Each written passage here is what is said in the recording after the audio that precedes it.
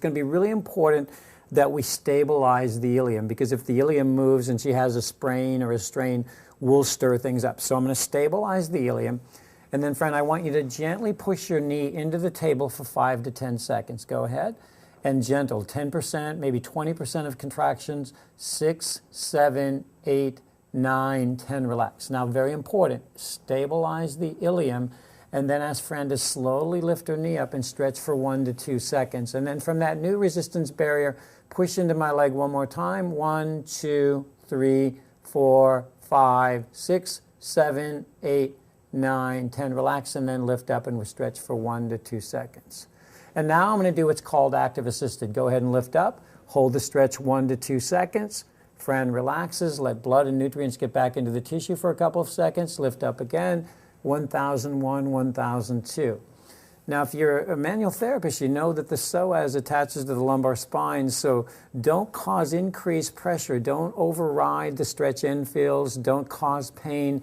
And when you're done stretching the iliopsoas, you know that that's going to allow those lumbar spine discs to decompress. In the therapy on the table, we have to assess. When I put my thumbs on the crest of the ilium, what you'll see is that I have a high right ilium. Now, what it is not is it's not anteriorly rotated. It's simply elevated. So typically what that means is that I've got a QL and an erector spinae that are tight on the right. So think about this action.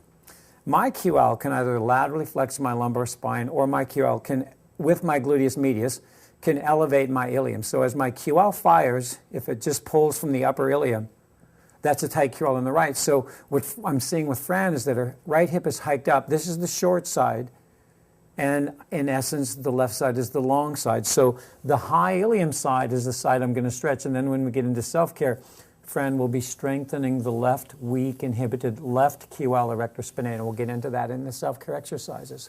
So here's how I'm going to stretch her right quadratus lumborum. I'm going to have Fran lie on her left side down. We'll just kind of put your shoulder in there. I'm going to bring this leg. Now, one of my pet peeves here, after I flex the bottom knee, I do not want the femur to extend, because when the femur extends, we can cause an anterior and inferior rotation of the ilium, and that could stir up stuff on the back. So to keep her from feeling like she's falling off the table, I get up behind her leg like this. I get distal or proximal to the knee, and then I come up under that 12th rib.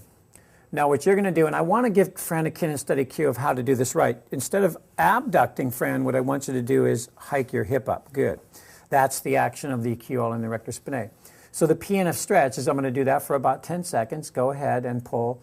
If there was a strain, we wouldn't be doing this stretch, but she doesn't have a strain, so she pulls 6, 7, 8, 9, 10. Relax. Take a deep breath. And then, Fran, as you exhale, bring your knee towards the floor and let's stretch for 2 seconds. Now, from that position, hike your hip up again. 1, 2, 3, 4, 5, 6, 7, 8, 9, 10. Relax, and then pull down.